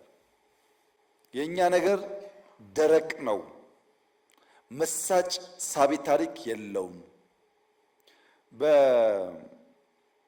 በሚድ 17 ሴንቸሪ አንድ ንጉስ ነበር በህንድ ሀገር ውስጥ ሻሃ ጃሃን ይባላል። የሻሃ ጃሃን የሚባል ንጉስ ሚስቱ በወሊድ ምክንያት ሙምታዝ መሃል የምትባል ሚስቱ ትሞታለች ስትወልድ። ለሙምታዝ መሃል ህልፈት መታሰቢያ እንዲሆን መቃብሯን 22 ዓመት የፈጀ ስራ ይሰራል። ይሄ ኪንግ የእሷ መቃብር 22 ዓመት የፈጀው መታሰቢያዋ ማለት ነው። ያው እንደ ሐውልት አስቡት። አሁን በህንድ ሀገር ውስጥ ታጅ መሃል የሚባል ቦታ ሰዎች በሰልፍ የሚጎበኙት የአንድ ንጉስ ባልተቤት በወሊድ ምክንያት አርፋ ለሷ የተሰራ መታሰቢያ መቃብር ቦታ ሰው ተሰልፎ ያያል። አንተ ግን ላሊበላን የሚያክል ሶፍ ዑመርን የሚያክል ምናምን ተሸክመህ ስቶሪ መፍጠር ስለማትችል ለአትራክሽን ዴስቲኔሽን ስለማትሰራ የማየት የማሳየት ልምምድ ስለሌለህ ስንት የሚንጋጋበት ቦታ መግቢያ መውጫ የሌለው በሌሊት ወፍ የታጀበ ሽታው የማያስገባ የተጣለ ሆኖ እኔና እናንተ የህንዱን በማድነቅ መከራችን እናያለን። ስቶሪ በጣም ኢምፖርታንት ነው። መጀመሪያ ካፓቢሊቲስ ያሉንን ካፓቢሊቲስ አይደንቲፋይ እናድርግ። ብዙ ነገር ነው ያለው፣ እንወቅ። አንድ አይነት መሆን የለበትም። በየአካባቢ ያለውን ጸጋ ለይተን እንወቅ። ከዛስ ኮንሰርቭ እናርግ፣ ኮንቨርት እናርግ። ያወቅነውን እንጠብቅ። ወደሚታይ፣ ወደሚጨበጥ፣ ወደሚጎበኝ ነገር እንቀይረው። ጉብኝቱ ደግሞ እንዲያርግ ኮመርሻላይዝ እናድርግ። ይሄ የቱሪዝም ሚኒስቴር አይሰራውም፣ ጠቅላይ ሚኒስትር አይሰራውም፣ የክልል ፕሬዝዳንት አይሰራውም። እንደ ማህበረሰብ በጋራ ታሪካችን፣ ቅርሳችን፣ ቦታችን የማድነቅ የማወደስ የማክበር እና የማሳወቅ ስራ እንስራ። የሁላችን ስራ መሆን አለበት። ኮሌክቲቭሊ የሀገር ሀብት መሆኑን አምነን በሃሽታግ ፕሮሞት ብናደርገው ከፍተኛ ሀብት ሊያመጣልን ይችላል። ለምሳሌ በዚህ ዘመን ሃሽታግ ብናደርግ ሃሽታግ አክሱም፣ ሃሽታግ ሰሜን ማውንቴን፣ ሃሽታግ ባሌ ብንል ስንት ዓለም መድረስ ይችላል። ሌላው ማዕድን ከፍተኛ ጠቀሜታ አለው። ኢትዮጵያ ውስጥ እንደ እርግማን ይቆጠር ነበረ። እንደ እርግማን የሚያስበውን እሳቤ ብሬክ አድርገነዋል። የለም አሁን እርግማን አይደለም። ነገር ግን ከፍተኛ የውጭ ምንዛሪ አምጥቶ ለመስፈንጠር ሊያግዘን ይችላል። ምን ከሆነ የማዕድን ሪሶርስ the resource is the property of the citizen ይባላል። ፕሮፐርቲው የማህበረሰቡ ነው። ማዕድን የሲቲዝኑ ሀብት ነው። ነገር ግን ማኔጅመንት ኦፍ the resource is the responsibility of the government ነው። ማዕድን የዜጎች ሀብት ነው። የሚያስተዳድረው ግን መንግስት ነው። ለምን? ማዕድን ዩኒቨርሳል አይደለም። ውስን አላቂ አንድም ማህበረሰብ የሚያስፈነጥር ስለሆነ የህዝብ ሀብት ነው። የሚያስተዳድረው መንግስት ነው። የሚያነቃቃው ግን ሁለንተናዊ የኢኮኖሚክ እድገትን ማረጋገጥ ነው። ለምሳሌ ጋዝ ለኢንዱስትሪ ፊውል ነው። ማንኛውም ኢንዱስትሪ እንደ ፊውል ይጠቀመዋል ጋዝን። ለሶይል ምግብ ነው፣ ማዳበሪያ ነው። ሶይልን አፈርን በጋዝ አማካኝነት ካልመገብከው ሶይል አንተን አይመግብህም። ትሩ ጋዝ ሶይልን ፊት ያደርጋል። ሶይል ደግሞ ፕሮዳክቲቪቲ ያሳድጉ አንተን ፊት ያደርጋል። ይሄ የያዘ ሳይክል ነው። ሶስተኛ ለሃውስሆልድ ኢነርጂ ነው። ኮስት ኦፍ ሊቪንግ ይቀንሳል። ሎጂስቲክስ ይቀንሳል ዋጋ። የትራንስፖርት ሚንስ ያሳድጋል። ጠቀሜታው ብዙ ነው። ሌላው ማዕድን ይሄ ባህሪ ያለው። ታዲያ ምን እናድርግ? ማዕድንን እንዴት መጠቀም እንዳለብን ፕላን ማድረግ አለብን። ፕላን ስናደርግ ዲስከቨሪ እና ኤክስትራክሽን መለየት አለብን። ዲስከቨር የተደረገን የማዕድን ሀብት ኤክስትራክት ከማድረጋችን በፊት ጥንቅቅ ያለ ፕላን ያስፈልገናል። አላቂ ጠፊ ነው፣ ሊበላ ይችላል። አለ በቂ አይደለም። ያለውን ወደ ልማት ስንቀይር የተሟላ እቅድ ያስፈልገናል። አንዳንዱ ሚኔራል በጊዜ ውስጥ ውድና ተፈላጊ ይሆናል። ለምሳሌ ሬር ሚኔራልስ የሚባሉት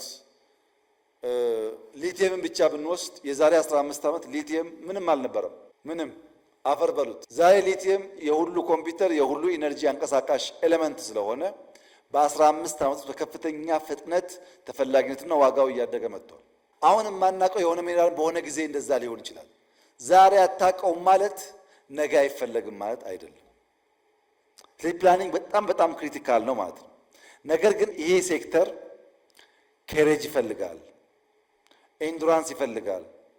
ሀብቱን ከመጠቀማችን በፊት ከፍተኛ ኬሬጅ እና ኤንዱራንስ ከሌለ አስቸጋሪ ነው። እንደ ሌሎቹ ዘርፎች ቀላል አይደለም። ካፒታል ኢንቴንሲቭ ነው። ሃይ ሪስክ አለው። ኢንቨስት አድርገህ ላታገኝ ትችላለህ። ሀብትህን ሎንግ ጁር ነው። ዛሬ ኢንቨስት አድርገህ ነገ አታገኝም። ይህን ተገንዝቦ የሚያውቅ ሴክተሩ የገባው ሀብት ያለው እውቀት ያለው ውስን ሰው ነው። ያን ውስን ሰው ሄድ ሃንት ማድረግ ይፈልጋል።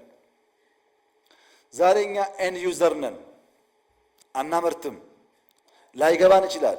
ልጆቻችን ሲያመርቱ ግን ያ ሀብት በጣም ክሪቲካል ነው የሚሆነው። ለዚያ ነገ ፈጠራን እንደሚያበረታታ ትልቅ ግብአት እንደሆነ አስበን ነው በእቅድና በእውቀት መጠቀም ያለብን። ለምሳሌ ወርቅ እንውሰድ። ወርቅ በ2012 ኢትዮጵያ ኤክስፖርት ያደረገችው 28 ሚሊዮን ዶላር ነው። 28 ባለፈው ዓመት ኤክስፖርት ያደረገችው 3 ቢሊዮን ዶላር ነው። በጥቂት ዓመታት ውስጥ ምን ያክል የማምረት አቅሙ እንዳደገ አስቡት። ጋዙም ፈርቲላይዘሩም ብረቱም ምናምን እየወጣ ሲሄድ ይሄ በልካል። ኢትዮጵያ ከርስ አይደለም ብቻ ሳይሆን የጋዝ የሰማችሁት ነው፣ የማዳበሪያ የሰማችሁት ነው፣ የመስታወት በቀደም አይታችኋል። መስታወት ካስጀመረች፣ ማዳበሪያ ካመረተች፣ ለትራንስፖርት ጋዝ ካወጣች፣ ኢነርጂ ካመረተች ጌታ ነች ማለት ነው። ጌቶች የምትባል ሀገር። ይሄ የውጭ ምንዛሪ ፍላጎታችንን ይገለብጠዋል። ስለዚህ ማይኒንግ በእቅድና በእውቀት መመራት አለበት። ክልሎች እና የማይኒንግ ሚኒስትሪ ጥንቃቄ ማድረግ ያለባችሁ ላይሰንስ ስትሰጡ ነው። አቅም ያላቸውን ለይተን አጥንተን፣ እንዲያ ካልሆነ ጥፋት ስለሚያስከትል ሚኒስትሪውም ክልሎችም ጥንቃቄ ያድርጉ። ትልቅ ሀብት ነው፣ እንጠቀምበት። ብልጽግናችን ለማስፈንጠር የሚያገለግል ቱል ይሆናል። ኢንዱስትሪ 3 ዓላማዎች አሉት። ኢምፖርትን መተካት ቢኮዝ የውጭ ምንዛሪ ሄዴክ ስለሆነ፣ ሁለተኛ በኤክስፖርት መቃኘት፣ የምናመርተው ምርት በዓለም ገበያ ውስጥ ተወዳዳሪ እንዲሆን አድርጎ መቃኘት፣ ሶስተኛ ሌሎች ዘርፎች ማገዝ፣ ኢንፑት ፕሮዲውስ ማድረግ። ከመዛባት ወደ ማንሰራራት ማደግ አለበት። ተዛብቷል ኢንዱስትሪው። ላይሰንስ ሰጥተናል፣ መሬት የለም። መሬት አለ፣ ኢነርጂ የለም። ኢነርጂ አለ፣ ፋይናንስ የለም። ይሄ የተዛባውን ኢንዱስትሪ በቅርበት መርተን እንዲያንሰራራ እናድርገው። አንድ መንግስት እንባል የተካነው ከልካይነት ነው። ከልካይነትን ቀንሰን አስቻይነትን እናብዛ። ፕራይቬት ሴክተሩ እንዲሰራ የሚያስችል አውድ እንፍጠርለት፣ እንደግፈው። ካልደገፍ ኢንዱስትሪ አያንሰራራም። ካላንሰራራ ነው ብልጽግና አይመጣም። እና ከከልካይ ወደ አስቻይ እንሸጋገር። ከመንግስት መር የኢንዱስትሪ ጉዞ ሚዛናዊ ትብብር እናረጋግጥ። መንግስት ሚናውን ፕራይቬቱ ሚናውን ይጫወትና በጋራ ፈጠራን አሳልጠን እድገት እናምጣ። ከተነጣጠለ ወደ ተሰናሰለ ወደ ተሳሰረ እንውሰደው። እያንዳንዱ የቴክስታይል ምርት ግብአት የሚሆነውን አንድ ኢንፑት ከለየን በኋላ ለዚያም ሰው ፈልገን እናምርት። መሬት አለ፣ ጥጥ አለ፣ ጋርመንት ግብአት ያገኛል። ጋርመንት ከተሰራ ቴክስታይል በቀላሉ ለሱም ግብአት ያገኛል። ይሄን ማሰናሰል የኛ ስራ ይሁን። በተናጠል ያሉ ምርቶችን እያገናኘን ከኤ እስከዚህ በተግባቦት በውስጥ እንዲመረት ማስቻል አለብን።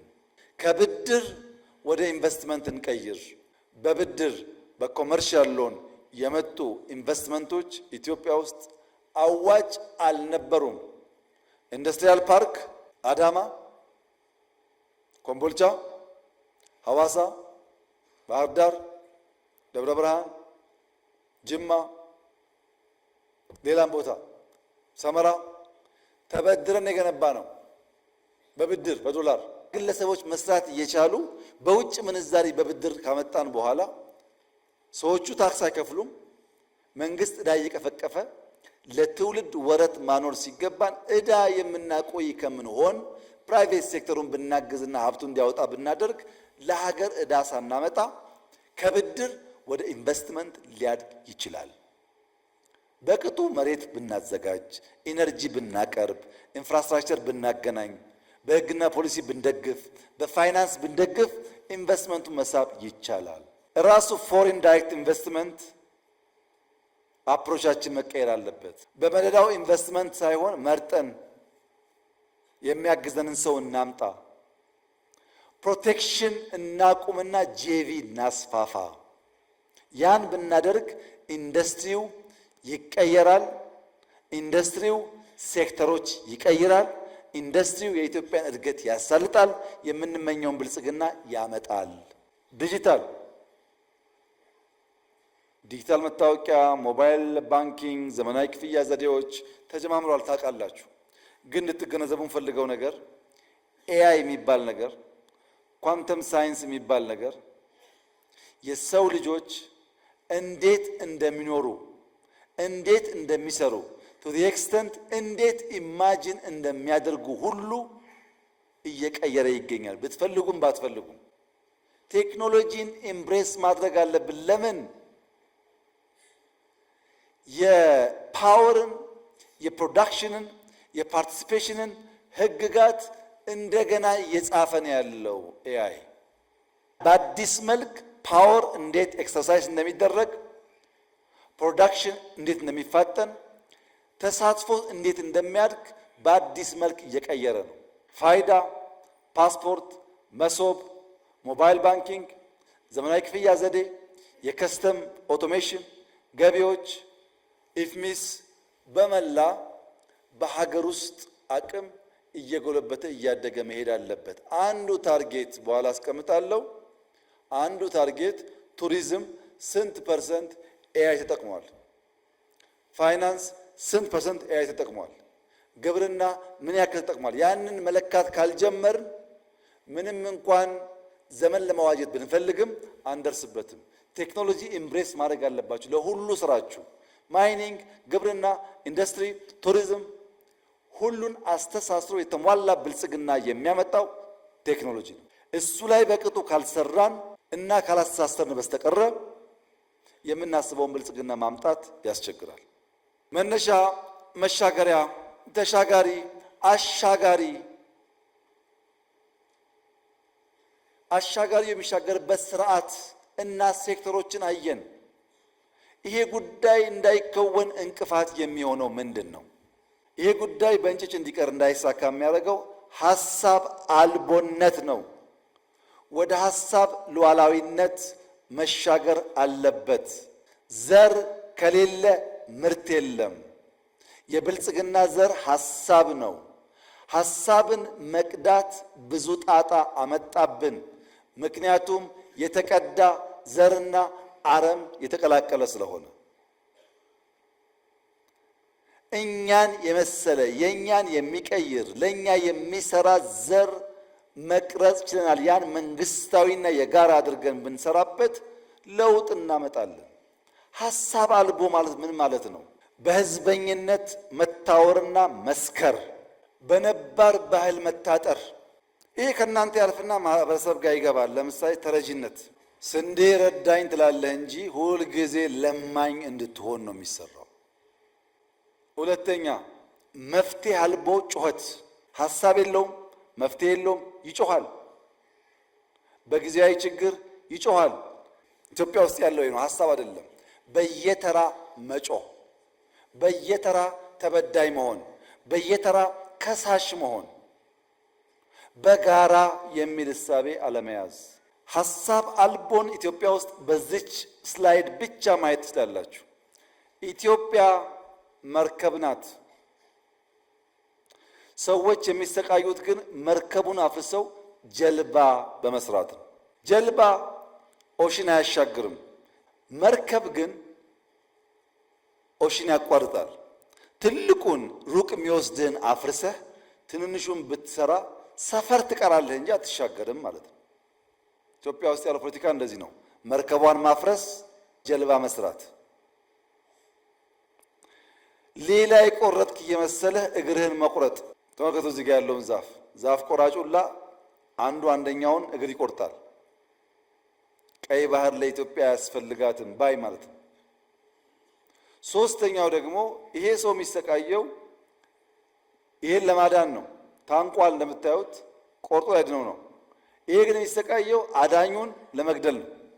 ልክ ሲቆርጠው እሱ ድኖ እሱ ለመግደል። ይሄን ደግሞ ተመልከቱት። ባላንሱ ያለው በሁለት ሰዎች መካከል ነው። ይሄኛውን ረግጦ በመጣል ሰርቫይቭ የሚያደርግ ይመስለዋል። ይሄ ካለ ብቻ ነው እሱ የሚኖረው፣ ግን ሊጥለው ይሞክራል። ኢትዮጵያ ውስጥ ያለው ፖለቲካ እንደዚህ ነው። ሐሳብ አልቦ የወለደው ፖለቲካ 3 ኤዎች አሉት። መደመር እንደሚለው አንደኛ አፕሮቹ አንታጎኒስቲክ ነው። ጭፍን ተቃርኖ ያለበት ነው። አፕሮቹ ለሁሉ ነገር አንታጎኒስቲክ ነው። ሪሌሽኑ አሲሜትሪክ ነው። ሚዛን የሳተ ነው። ባላንስ አይጠብቅም። ውጤቱ ጭንገፋ ነው። አቦርቲቭ ነው። ሐሳብ ከሌለ ራሽናልና ሎጂክ የለም።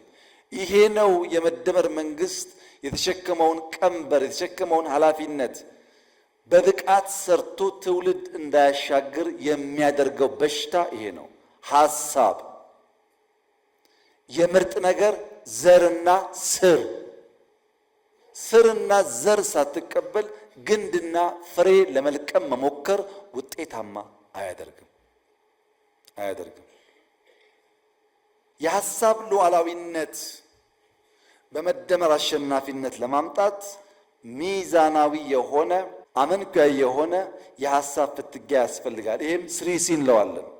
ኮኦፕሬሽን ኤንድ ኮምፒቲሽን፣ ትብብርና ፉክክር በሚዛን፣ ኮንሲስተንሲ ኤንድ ኮሚትመንት፣ ያዝ ለቀቅ ሳይሆን ሂደቱ መርህ ላይ የተመሰረተ የማይቆራረጥ የሚቀጥል መሆን አለበት። ሶስተኛ ቼንጅ ኤንድ ኮንቲኒቲ ነው። አዎንታዊ ለውጥን በመፍጠር በማስተሳሰር በማስቀጠል መደረስ ያለበት ቦታ ማድረስ ነው። የመደመር መንግስት ታሪክን ከማውራት ይልቅ ታሪክን በመስራት ራሱን መግለጥ የሚሻ ነው።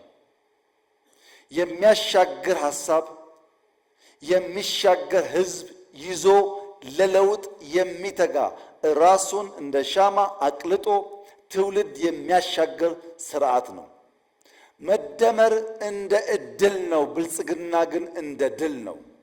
መደመር እድል እንጂ ድል አይደለም። ድል የሚያደርገው ትጋት ነው፣ ስራ ነው።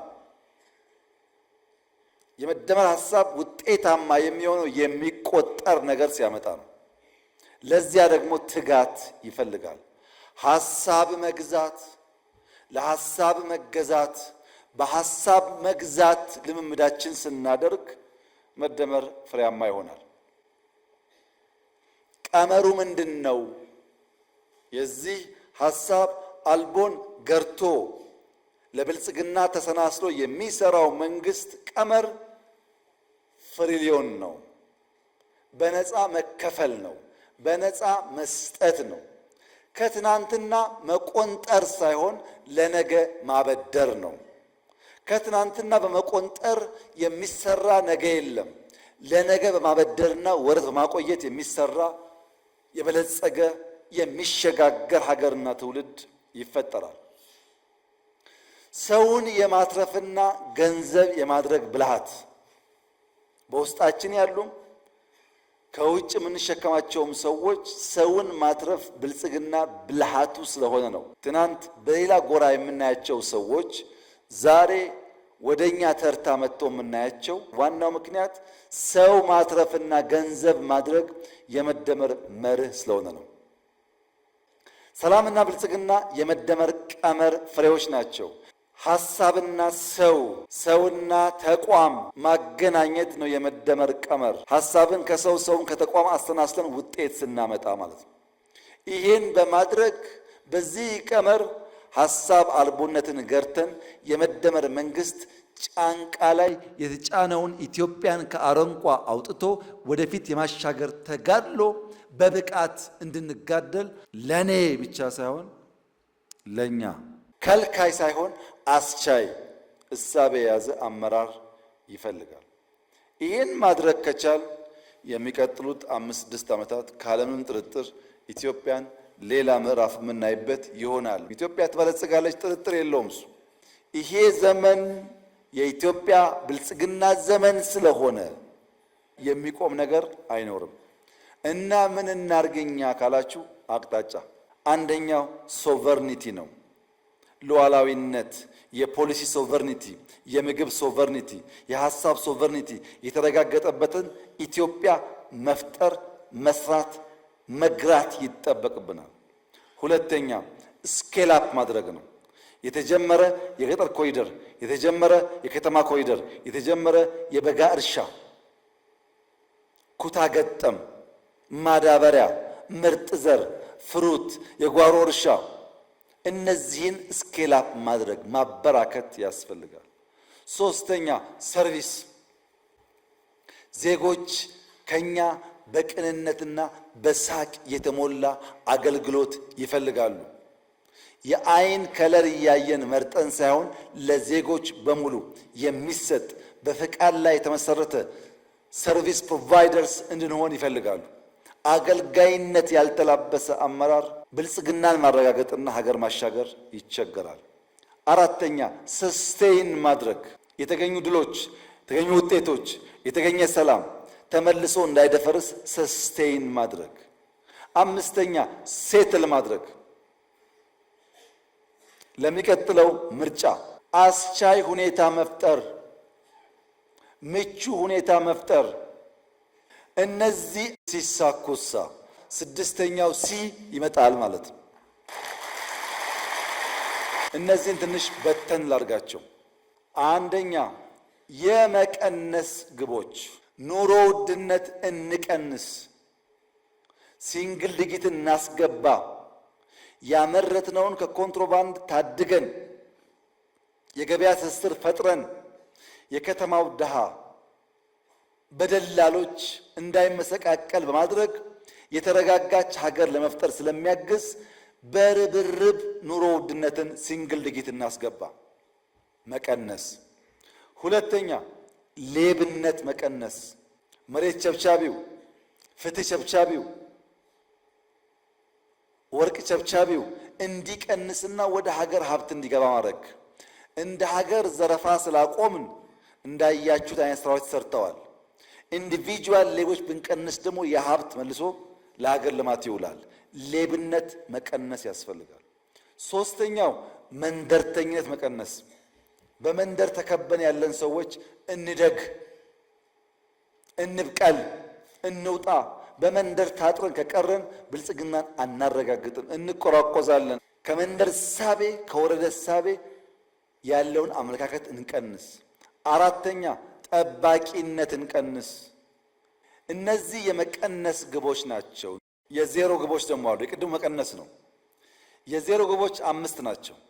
ዜሮ ተረጂነት፣ ዜሮ መሬት ጾም ማሳደር፣ ዜሮ ተፈናቃይ፣ ዜሮ ኮንትሮባንድ፣ ዜሮ ሽፍታ።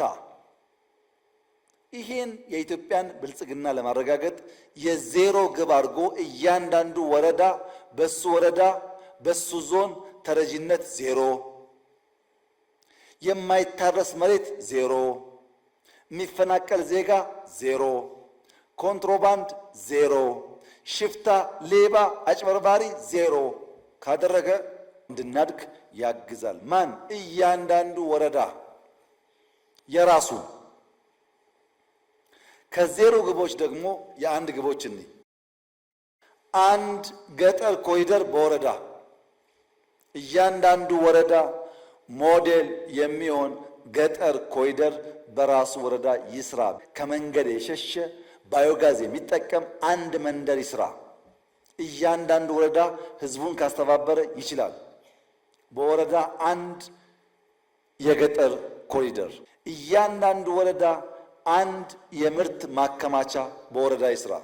ይህ ምርት ማከማቻ የግድ ህንፃ መሆን የለበትም። የግድ ትልቅ መሆን የለበትም። ቢያንስ ግን እያንዳንዱ ወረዳ ከሚመረት ምርት እንዳይባክን ማከማቻ በየወረዳው ይስራ።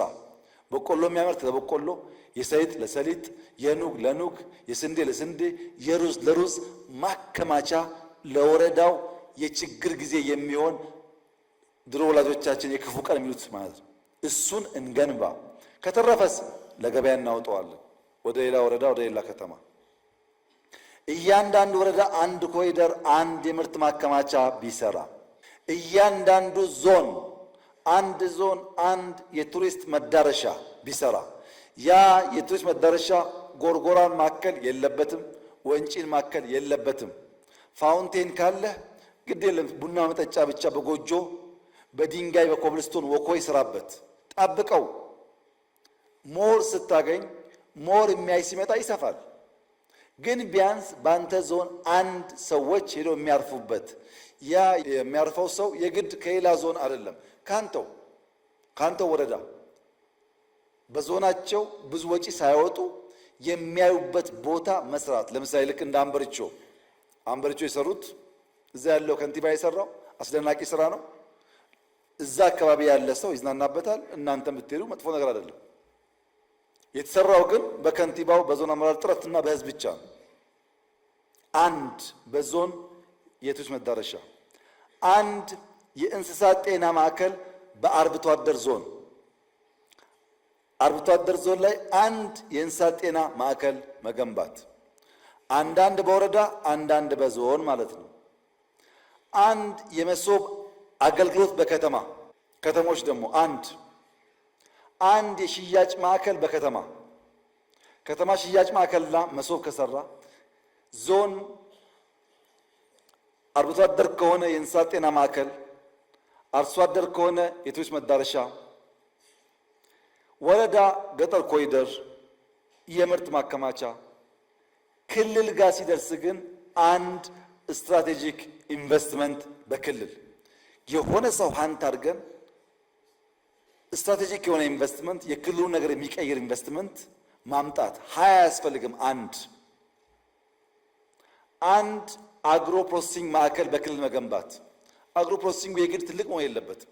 መጠነኛ ሆኖ የግብርና ምርታችን ፕሮሰስ የሚያደርግ፣ አርብቶ አደር ከሆነ የወተት የስጋ ምርታችን ፕሮሰስ የሚያደርግ አንድ የአግሮ ፕሮሰሲንግ በክልል መቀነስ አየን፣ ዜሮ አየን፣ አንድ አየን። 2 ድርጅትና ከዛ በላይ እድገት ማረጋገጥ የሚገቡን ግቦች፣ አንደኛ የሌማት ትሩፋት፣ በተለይ አርብቶ አደር አካባቢ ግመል ያለበት ዶሮ መጨመር፣ አሳ መጨመር። የሌማት ትሩፋት የእንቁላል ምርታችንን በ2 ድርጅት ማሳደግ መቻል አለብን። ፕሮቲን በበቂ ካላመረትን፣ ኒውትሪሽን በበቂ ካላመረትን ያልቀነጨረ ትውልድ አንፈጥርም። የቀነጨረ ትውልድ ደግሞ ብልጽግናን ሰስቴን ማድረግ አይችልም። ዳብል ዲጂት ኩታገጠም አሁንም ይቀረናል። በየሄድንበት የምናየው አሁንም የኩታገጠም ስራ በቂ አይደለም። የግብርና ቢሮዎች፣ የክልል ፕሬዝዳንቶች የኩታገጠም ስራ በበቂ አልተሰራም። ቢያንስ ዳብል ዲጂት ግሮዝ ያስፈልገዋል። ለምን?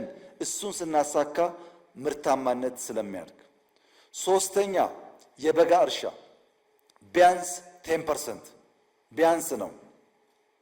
የበጋ እርሻ ጦም ባደሩ መሬቶች ማስፋት፣ በፓምፕ በመጠነኛ ኢሪጌሽን ማብዛት ካልቻል ሰው እየጨመረ ስለሆነ የአሁኑ ምርት በቂ አይደለም። 4ኛ ኢንዱስትሪ የቆመ በማስነሳት በውስን አቅም የሚሰራው አቅም በማሳደግ አዳዲስ በመጨመር ቢያንስ 10% እና ከዚያ በላይ ግሮዝ ማረጋገጥ አለብን። ኢንዱስትሪ ጋር ተጠግተን ችግሩን ፈተን አግዘን እድገት ከደብል ዲጂት ላይ ማረጋገጥ አለብን። 5ኛ ማዕድን ከፍተኛ ፖቴንሻል በየቦታው አለ። ይሄ ፖቴንሻል በአርቲዚያን መልክ በኮንትሮባንድ እንዳይወጣ ቢያንስ 10% ማደግ አለበት። ወርቅም ይሁን ፖታሽም ይሁን ታንታለም ይሁን ሊቲየም ይሁን ማንኛውም የማዕድን ውጤት 10% አድጎ የኢትዮጵያን ብልጽግና እንዲያረጋግጥ ማስቻል አለብን። ይሄ ተደምሮ የ10% እና ከዚያ በላይ የጂዲፒ እድገት መረጋገጥ አለበት እንደ ሀገር ማለት ነው። እያንዳንዱ ዞን 10% ግሮዝ፣ እያንዳንዱ ክልል 10% ካለ እንደ ሀገር አስተናስለን ላቅ ያለ እድገት እናመጣለን። ቀጥሎ የ100% ግቦች ናቸው። የ100% እድገት አንደኛ ፋይዳ መታወቂያ 100% መዳረስ አለበት። ወረዳ፣ ዞን፣ ቀበሌ፣ ክልል አግዛችሁ ዜጎቻችንን ለይተን ማወቅ አለብን። እያንዳንዱ ወረዳና ዞን ሜክ ሹር በበቂ ደረጃ ፋይዳ መሰራጨቱን በእናንተ ወረዳ 100%።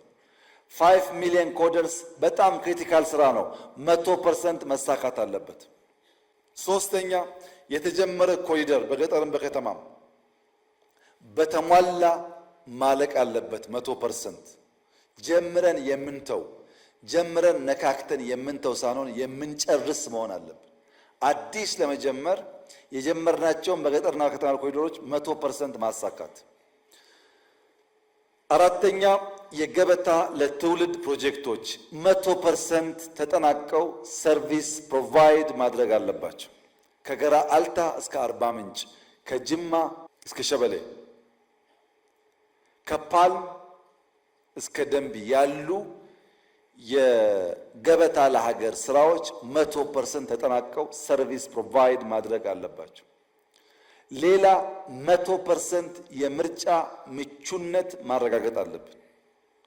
ሰላም የለም ምርጫ አያስፈልግም ምናምን የሚባል ነገር ስርዓት መንግስት ለማዳከም ለማፍረስ እንደ ኢንትሪ ፖይንት የሚሰራ ስለሆነ እያንዳንዱ ወረዳ፣ ዞን፣ ክልል ራስን መፈተሽ ያለብህ ሌጂቲሜት ለመሆን ምርጫ ዴሞክራሲያዊ ለሁሉም ኃይሎች አስቻይ እንዲሆን መስራት ነው።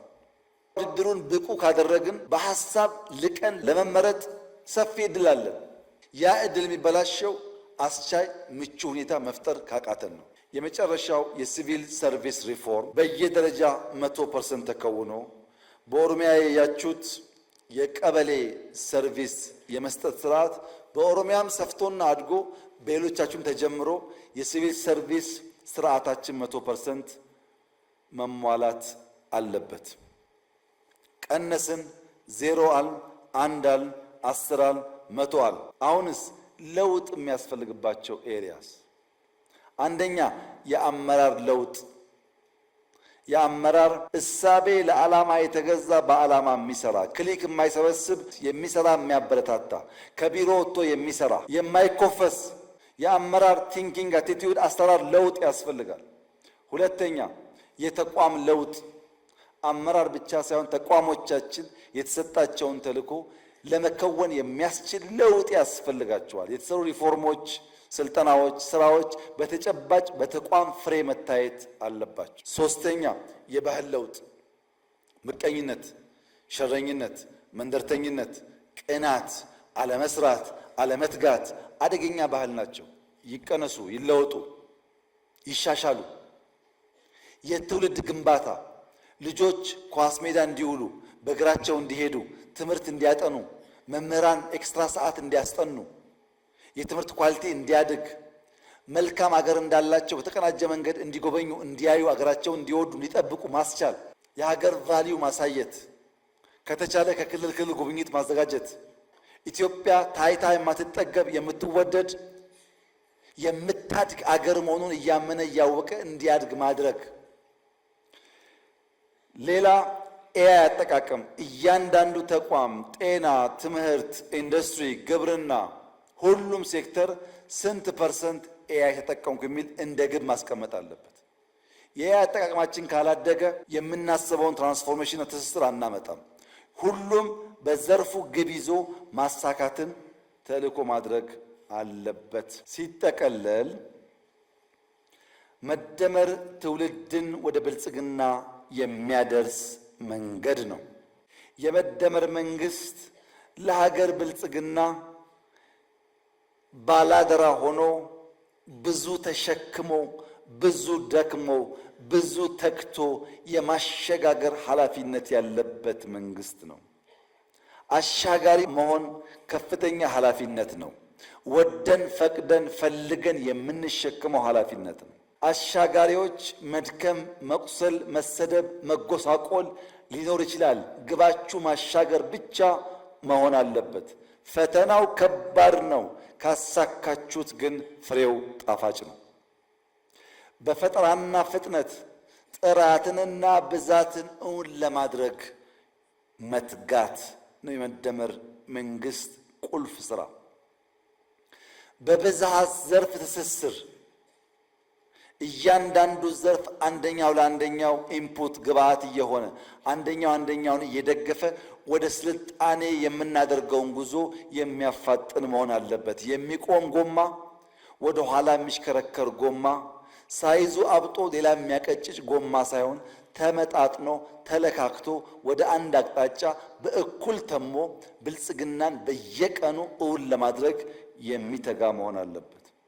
የሐሳብ ሉዓላዊነት፣ ሐሳብን እንደ ዘር እንደ መነሾ መውሰድ የብልጽግና መሰረት ነው። በነበራችሁ ቆይታ የተገኙ ሐሳቦች እርስ በርስ ስትወያዩ በገለጻ ባያችሁት የሐሳብ የእያንዳንዱ አመራር ስንቅ ሆኖ ግብዓት ሆኖ አቅም ሆኖ ያን አቅም ይዛችሁ ሄዳችሁ የተቋማችሁ ምልክት፣ አሰራር፣ ስርዓት አድርጋችሁ ተቋም ከተቋም አሰናስለን ኢንቴግሬሽን ፈጥረን አይዲያ ኢንዲቪጁዋል ኢንስቲትዩሽን ኢንቴግሬት ማድረግ እንዲችሉ ካስቻል በልበ ሙሉነት በአካባቢያችሁ ስራችሁን ከሰራችሁ በ2036 ኢትዮጵያ ከአፍሪካ ቀዳሚውን ኢኮኖሚ ትይዛለች። ብረት ካወጣን፣ ወርቆች ካወጣን፣ ጋዝ ካወጣን፣ እርሻ ከተስፋፋ፣ ኢንዱስትሪው አሁን እንደጀመርነው ካደገ፣ ሁላችን የምንተጋ ከሆነ፣ ከተሞቻችን ካሸበረቁ ካማሩ፣ ቱሪስት መሳብ ከቻል ኢትዮጵያ የደህንነት ታሪኳን የምንቋጭ ትውልድ መሆን እንችላለን። ይሄን በማድረግ ይሄ አመራር የተጣለበትን ከፍተኛ ኃላፊነት በብቃት በመወጣት የኢትዮጵያን ብልጽግና አንድ ስቴፕ ወደፊት የሚወስድ መሆን ከቻለ ከታሪክ ተወቃሽነት መዳን ብቻ ሳይሆን በታሪክ ውስጥ ለዘላለም የሚነገር የሚጨበጥ ሐውልት ሰርተን ማለፍ ስለሚያስችል እንበርታ፣ እንስራ።